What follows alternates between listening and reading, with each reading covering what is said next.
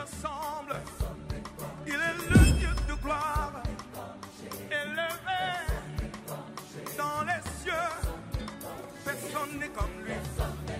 Personne n'est comme lui. Personne n'est comme lui. Personne n'est comme lui.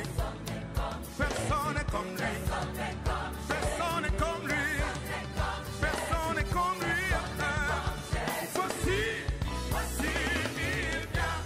On sent de la trompette.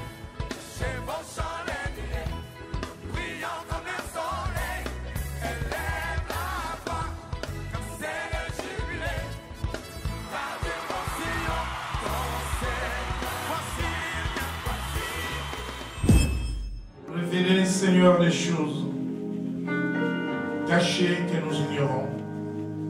Ta parole est cette révélation qui nous conduit dans la vérité.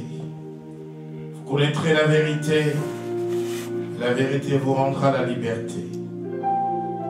Et c'est pour la liberté que tu nous as appelés, Seigneur.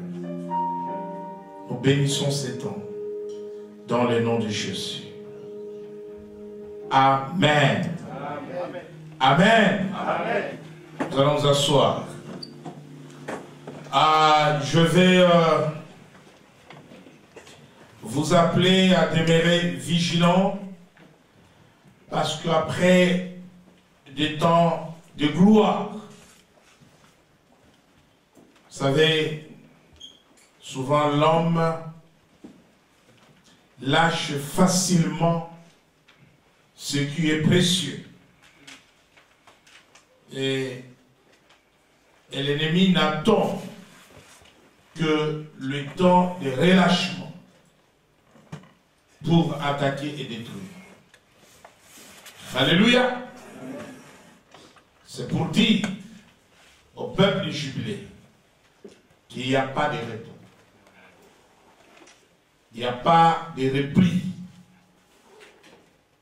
Et déjà, dimanche à minuit, nous rentrons dans le jeûne de 21 jours. C'est une croisade d'intercession. Et lorsque nous parlons de la croisade, je pense que nous avons étudié cela en histoire, il s'agit de la guerre. Et parce que notre guerre n'est pas physique, visible, elle est spirituelle, il s'agit de la guerre spirituelle. Et qui dit la guerre, et dit confrontation. Et nous allons garder, n'est-ce pas, cette chaleur d'exploit qui vient de se passer pour nous introduire dans ces 21 jours. Pendant 21 jours, nous serons ici tous les soirs pour intercéder, pour prier.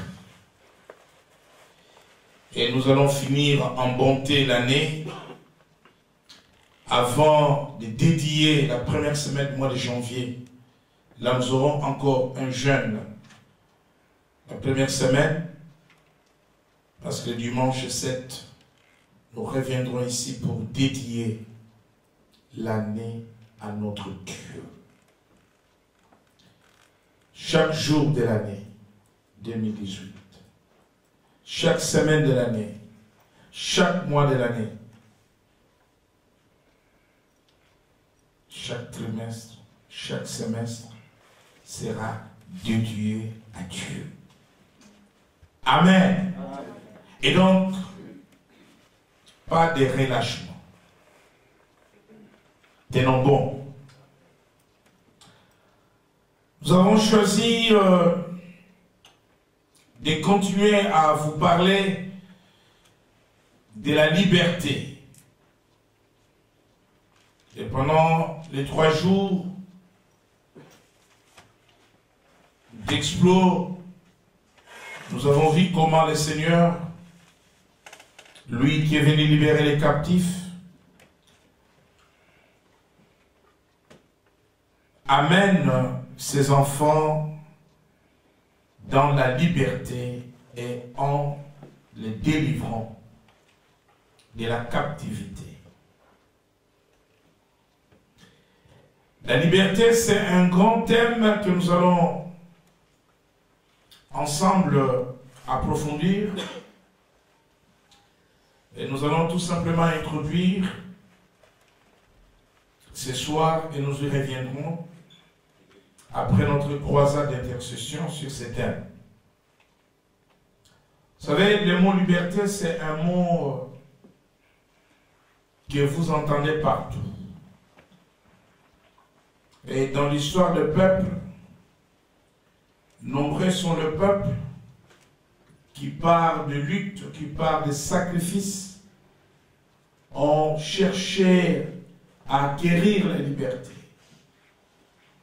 Pensez à ce que je vous avais dit, qu'il n'y a pas de libération sans combat. Il n'y a pas de combat sans sacrifice.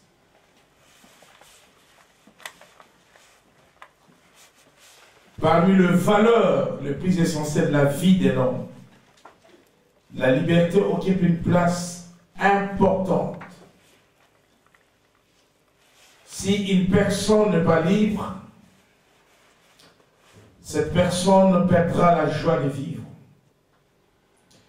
Cette personne perdra même l'envie d'exister.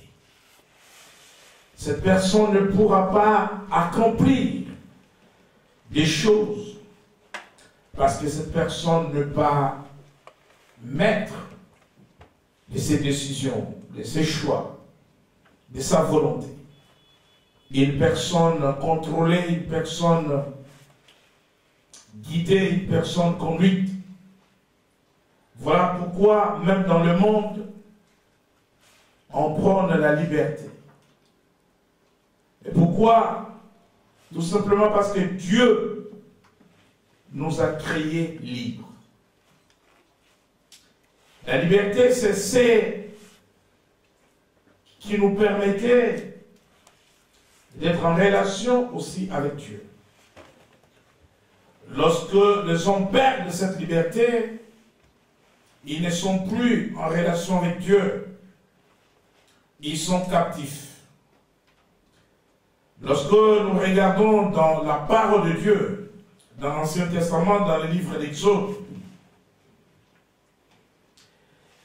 nous voyons là une histoire qui nous donne le sens et la signification de la liberté. C'est la sortie des Hébreux, peuple de Dieu, de l'Égypte. Et à travers cette histoire, nous comprenons que la liberté n'est que la victoire de Dieu sur l'esclavage. Lorsque une personne est liée par l'esclavage du péché, de la chair, de la mort, de la loi, et que la loi des vies en Jésus-Christ viennent affranchir cette personne de la loi de la mort ou du péché, cette personne recouvre sa liberté. Laissez-moi vous dire que Dieu a créé l'homme libre.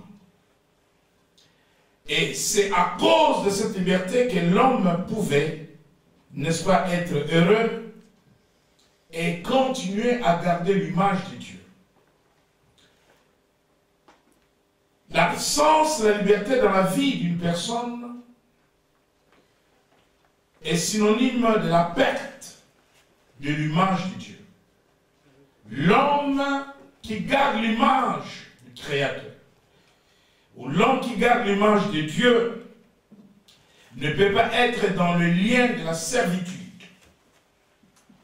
Et donc, servitude égale perte de l'image de Dieu.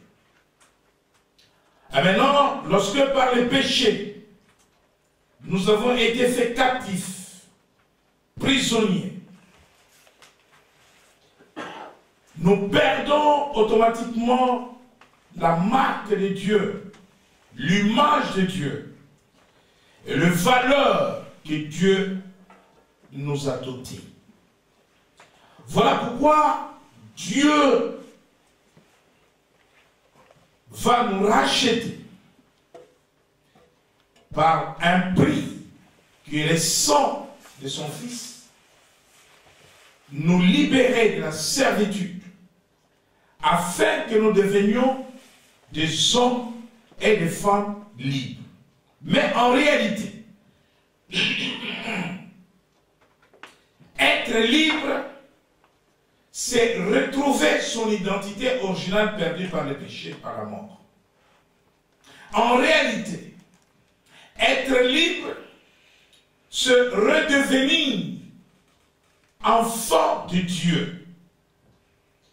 Et en réalité, être libre, c'est renaître de nouveau. Ou la nouvelle naissance, ou la régénération. Et en réalité, être libre, c'est sortir de l'esclavage et retourner dans sa propriété, ou retourner dans sa famille, ou retourner dans la maison de Dieu. Lorsque nous regardons la parole de Dieu dans Lévitique au chapitre 25, dans Lévitique chapitre 25, verset 10, nous lisons. Lévitique chapitre 25, verset 10, je lis la parole au nom de Jésus. Et vous sanctifierez la 5e année. Vous publierez la liberté dans le pays pour tous ses habitants. Ce sera pour vous le jubilé. Chacun de vous retournera dans sa propriété et chacun de vous retournera dans sa famille. Merci. Vous sanctifierez la 50e année. Vous publierez la liberté dans le pays. Et donc, en Israël, Dieu avait institué le jubilé. Et c'est ce que nous sommes en tant qu'Église. Le jubilé, c'est la délivrance. Le jubilé, c'est la liberté. Donc, quelqu'un qui avait été fait esclave, peut-être que cette personne était surendettée, peut-être que cette personne avait été vendue, devrait attendre l'année jubilaire. Et donc, Israël devrait compter 7 sabbats. 7 semaines. Et nous avons dans les calendriers grecs les années de 7 ans qui sont comptées comme des semaines. 7 multiplié par 7, 49 années. Et la 50e année était décrétée par Dieu comme l'année du repos où personne ne devrait travailler la terre devrait se reposer. Mais dans tous les pays, on devrait publier, proclamer la liberté. Et cette liberté était proclamée pour tous les esclaves. Ceux qui se sont livrés ou qui avaient été vendus et qui étaient, n'est-ce pas, esclaves de leur maître. Cette année-là,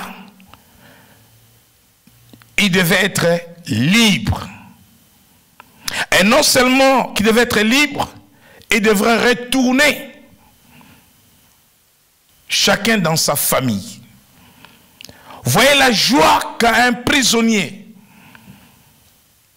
10 ans, 20 ans après à la libération, la joie que va exprimer un prisonnier lorsqu'il retrouve ceux de sa famille. lorsqu'il retrouve ses frères et sœurs, parce que tout en étant prisonnier ou esclave pendant toutes ces années, il était privé de jouir de la liberté d'aller et de venir, de faire quoi que ce soit. Et donc, la maison ici, la famille ici, la propriété ici, pour tout enfant de Dieu, c'est que lorsque Christ nous a franchis, dans Jean 8, 36, Jésus lui-même, il parle aux Juifs. Jean chapitre 8, verset 36, je lis la parole au nom de Jésus. Si donc le Fils vous a franchi, vous serez réellement libre. Voilà. Si donc le Fils vous a franchi, parce qu'il a essayé de leur faire comprendre que vous êtes esclaves du péché. Et étant descendants d'Abraham, ils n'ont pas compris ce langage du Seigneur. Parce qu'Abraham n'a jamais été esclave. Et nous, ses descendants, nous ne pouvons pas être esclaves. Comment veux-tu nous affranchir? Et effectivement, ils étaient esclaves du péché. Si le Fils vous a franchi, vous serez réellement libre. Et donc nous prenons cette image où la 50e année, les esclaves devraient être rendus à leur famille, ils devenaient des hommes et des femmes libres. Mais Jésus est venu révolutionner ce principe par sa mort pour libérer tous ceux qui étaient dans la servitude du péché, de la loi, dans les traditions, les coutumes, leur octroyer la liberté, et c'est cette liberté qu'il a déclarée dans Luc au chapitre 4 à partir du verset 18. Et quand on dit l'Esprit du Seigneur est sur moi, il m'a oint et il m'a envoyé, nous lisons Luc. Luc chapitre 4 verset 18, je lis la parole au nom de Jésus. L'Esprit du Seigneur est sur moi parce qu'il m'a oint pour annoncer une bonne nouvelle aux pauvres. Il m'a envoyé pour guérir ceux qui ont le cœur brisé, pour proclamer aux captifs la délivrance et aux aveugles le recouvrement de la vue. Amen. Merci mon frère. Pour proclamer aux captifs la libération. C'est-à-dire que Jésus a révolutionné la loi. Alors que la loi devait faire attendre quelqu'un 50 ans. Et donc, si tu as plus de 50 ans, tu ne peux même pas espérer être libéré un jour. Parce que si tu dois attendre 50 ans, tu seras libéré quand tu auras 100 ans. Si tu as 60 ans et que tu es esclave, tu ne peux pas compter les 7 sabbats et attendre 50 ans. Mais Christ, lui, il a changé la loi. Voilà pourquoi lorsqu'on lui pose la question de savoir s'il est venu abolir la loi de Moïse, il dit, je suis venu pour l'accomplir, la rendre parfaite. Voilà pourquoi la liberté en soi, c'est une loi. Il y a la loi. Vous savez, le monde physique est régi par les lois. Tout fonctionne par les lois. S'il y a le jour, il y a la nuit, il y a des saisons, ce sont les lois qui régissent le fonctionnement même de toute créature. Et l'homme même, la vie de l'homme, est régie par des lois et par des principes. J'étais en train de discuter avec ma femme hier, je lui parlais de lois de la vie. Les choses qu'on ne doit pas faire si on veut vivre longtemps sur la terre. Ce sont des lois. Il y a des lois de Dieu. Il y a des lois morales. Il y a des lois sociétales. Dans la société, il y a des principes. Donc la liberté ne vous conduit pas à faire n'importe quoi.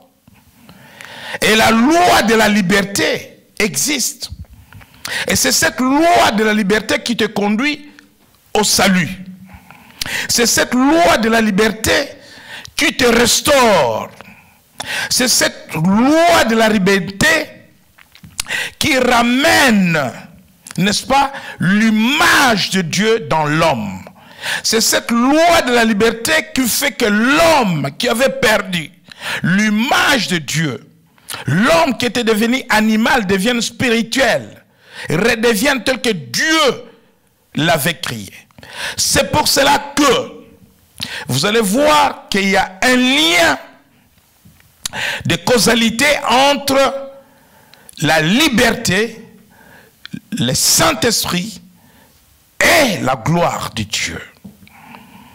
La Bible dit, nous l'avions dit dans 2 Corinthiens chapitre 3 verset 17, nous lisons 2 Corinthiens chapitre 3 verset 17.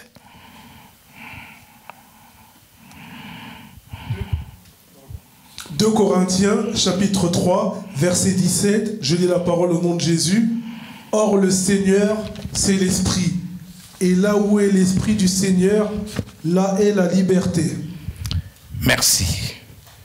Là où il y a l'Esprit du Seigneur, là est la liberté. Gardons ce texte. Allons lire Jacques, chapitre 1er, verset 25. Je parlais de la loi de la liberté. Les institutions sont régies par des lois. La nature est régie par des lois. L'humanité est régie par des lois. Comprenez que l'homme aussi est régi par des lois. On peut vous parler de la loi de vie en Jésus-Christ. Cette loi a pour utilité de donner la vie à quelqu'un. Elle a des principes. Et quand on observe ces principes-là, on met en application ces principes, automatiquement, cette loi de vie va vous affranchir. Parce que votre vie est régie par la loi du péché, la loi de la mort, qui se manifeste par la pauvreté, qui se manifeste par la maladie, qui se manifeste par la malédiction, qui se manifeste par la mort, par les échecs. Et maintenant, si la loi de vie vous affranchit, c'est-à-dire que vous acceptez la loi de vie en Jésus-Christ, avec ces principes et vous les appliquez, c'est ça l'affranchissement où cette loi vient prendre place au lieu et à la place de loi du péché, de la mort qui régit votre vie. Donc vous verrez que quelqu'un est en train de souffrir toute sa vie parce que tout est régi par la loi du péché et de la mort. Et vous verrez que dans la vie d'une autre personne, il y a la joie, il y a l'amour, il y a la bonté, il y a la patience, il y a la maîtrise de soi, il y a la paix, la tranquillité. Tout simplement parce que sa vie est régie par la loi de vie en Jésus-Christ. Or, cette personne est libre. Parce que cette personne est libre, là où il y a la liberté, il y a l'esprit. Et là où il y a l'esprit, il y a le fruit de l'esprit. Et là où il y a l'esprit, il y a le don de l'esprit.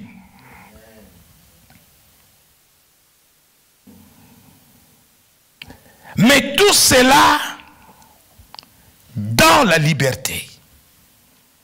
Lorsque tu es libre, tu as l'esprit. Les fruits de l'esprit sont manifestes en toi. Lorsque tu es libre, tu as l'esprit. Les dons de l'esprit sont manifestes en toi.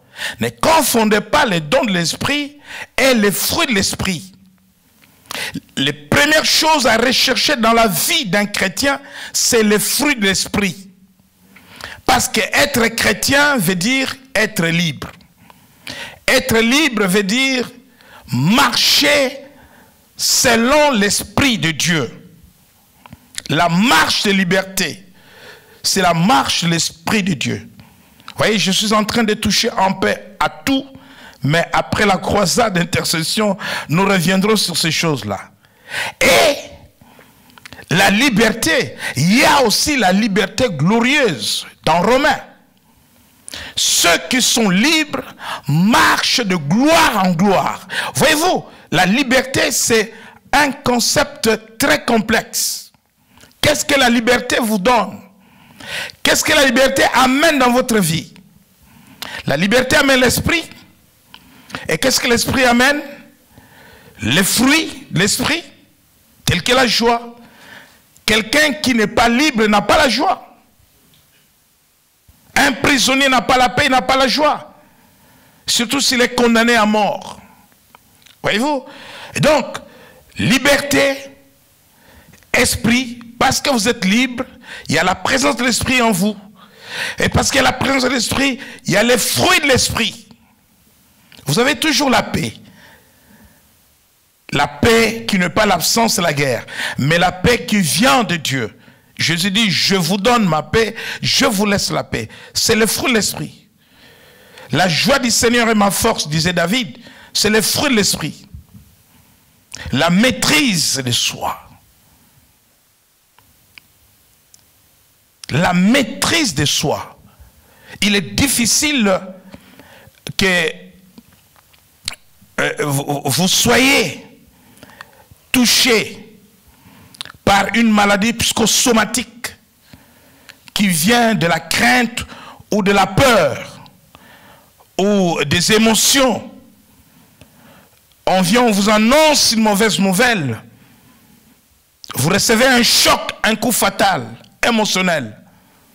Et vous commencez à avoir des problèmes de santé, tension, cœur, tout simplement parce que la paix n'est pas en vous. Et la paix est le fruit de l'esprit. Si vous avez la paix en vous, quelle que soit la nouvelle qu'on vous annonce, la paix, n'est-ce pas, c'est comme un anti-choc de cette nouvelle-là. Parce que vous avez la paix.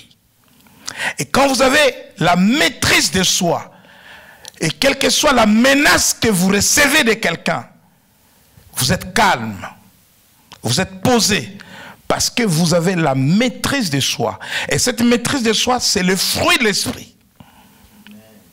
Quand vous voyez quelqu'un impulsif, un impulsif pour un rien, vous pouvez le provoquer même en plein culte, il va faire une bêtise. Il va s'emporter. Parce qu'il n'a pas la maîtrise de soi. Et il ne peut pas avoir la maîtrise de soi s'il n'est pas libre. Il ne peut pas avoir l'esprit s'il n'est pas libre. Il ne peut pas être libre s'il n'a pas l'esprit.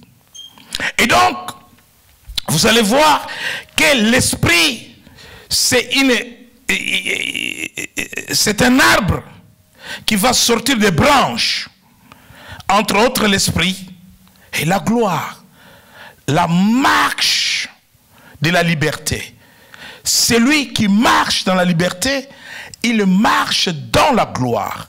Lorsque les enfants d'Israël sont sortis d'Égypte, la gloire de Dieu s'est levée sur eux. Le jour où il y avait une nuée sur eux, le symbole de la présence de Dieu qui les conduisait. Une marche glorieuse. Une marche de la liberté, une marche de l'esprit. Ils ne sont plus esclaves de Pharaon, ils sont libres. Et ils marchent maintenant, et à la présence de Dieu, il y a la gloire de Dieu. Amen. Et la liberté vous restaure. La liberté vous transforme. Vous n'êtes pas la même personne. Une transformation profonde. La liberté renouvelle votre intelligence.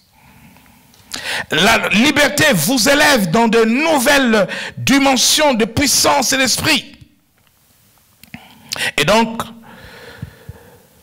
nous verrons tous ces grands chantiers où la liberté conduit un enfant de Dieu. Quels sont le bienfait de la liberté? Qu'est-ce que la liberté amène dans la vie de quelqu'un?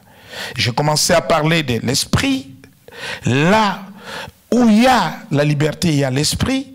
L'esprit vient avec ses fruits. L'esprit vient avec ses dons. La restauration, la régénération, la transformation et la gloire de Dieu. Et tout cela passe par la liberté. Vous ne trouverez pas les choses de l'esprit, le fruit de l'esprit, les dons de l'esprit, la gloire de Dieu dans la vie du captif. C'est le contraire de tout ce que je suis en train de dire. Le captif a perdu l'image de Dieu. La souffrance dans l'homme, la pauvreté, la précarité ne sont pas de manifestation ni de la gloire de Dieu, ni de l'image de Dieu dans la vie de cette personne. Lorsqu'on regarde une personne libre, on voit la gloire de Dieu, on voit l'esprit, les fruits de l'esprit, les œuvres de l'esprit, la restauration. Ce n'est plus la même personne. Et là, Paul dit aux Corinthiens, lorsque quelqu'un est en Christ, il est devenu une nouvelle créature. C'est une nouvelle création. Et ce n'est pas la même personne. Nous verrons au travers de ces chantiers de la liberté que on ne peut pas être libre et ne pas changer. Là, il y a un problème.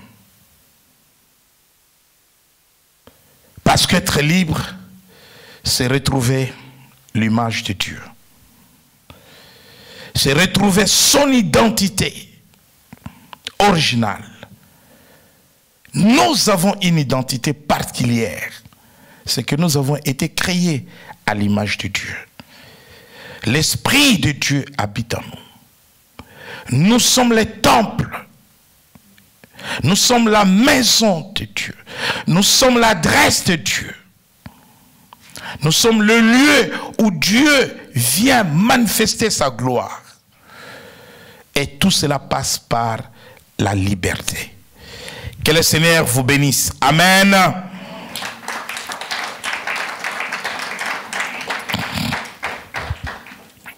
Nous allons nous lever, nous allons prier. Que chacun se considère être libre. Je vais inviter la chorale à prendre place. Que chacun se considère être libre. La liberté est un appel. Dans Galates chapitre 5, verset 1er, la Bible dit, c'est pour la liberté que Christ nous a affranchis.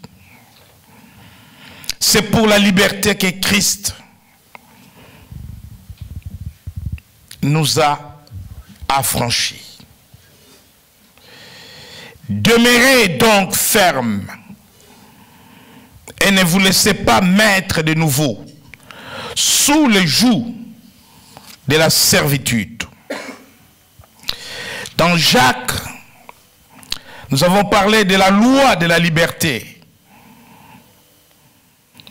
Mais celui qui aura plongé les regards dans la loi parfaite, la loi de la liberté, et qui aura persévéré, n'étant pas un auditeur oublié, mais se mettra à l'œuvre, celui-là sera heureux dans son activité. Dieu veut que tu sois heureux dans ton activité. Mais la condition de Dieu est que tu observes la loi de la liberté. Tu as été libéré. Ne te remets pas dans la servitude. Sois un homme libre. Tu vas prier pour ta liberté. Tu vas rendre grâce à Dieu pour ta liberté.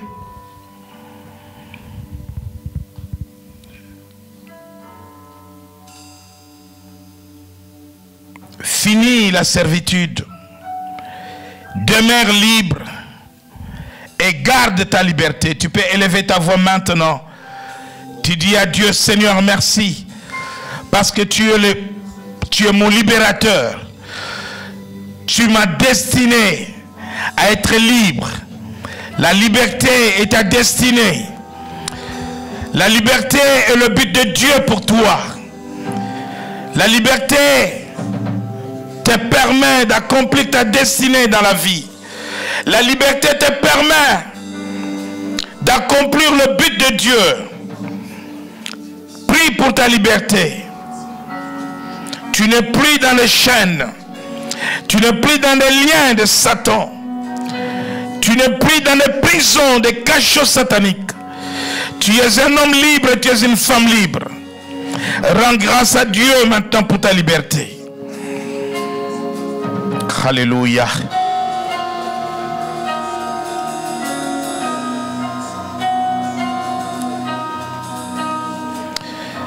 Maintenant, tu vas dire à Dieu, Seigneur, je veux que ma vie soit gouvernée par la loi de la liberté, afin que le Saint-Esprit inonde ma vie, le fruit de l'Esprit, les dons de l'Esprit, la gloire de Dieu s'élève sur moi.